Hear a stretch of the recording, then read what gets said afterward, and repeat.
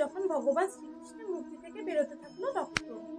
একবার এক নগরের রাজা একটি মন্দির নির্মাণ করেন, যেখানে ভগবান শ্রীকৃষ্ণের একটি মূর্তিও রাখা হয়। কখনো তার পূজা করা হয় না।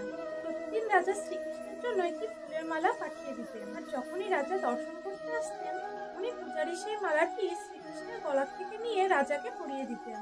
একদিন রাজা মন্দিরে না এসে একটি সেবককে দিয়ে মালাটি পাঠিয়ে দেন।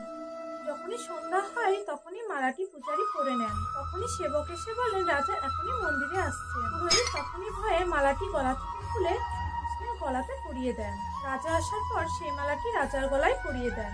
মালাতে থাকা একটি সাদা ফুল দেখে রাজা বুঝে যান মালাটি পূজারী পরেছে। তখন পূজারী ভয়ে বলেন এটি ভগবানের চুল। রাজা তখন বলল আমি কালকে এসে বিচার করব এটি কার চুল। যদি তুমি মিথ্যে বলো তাহলে তোমার প্রাণ চলে যায়। পূজারী তখন কাঁদতে কাঁদতে শ্রীকৃষ্ণের চরণে পড়ে বলতে থাকে আমি অধম, আমি অন্যায় করেছি, আমাকে ক্ষমা করুন। পরদিন সকালবেলা পূজারী যখন মন্দিরে প্রবেশ করেন তিনি দেখেন শ্রীকৃষ্ণের সব চুল সাদা হয়ে গেছে।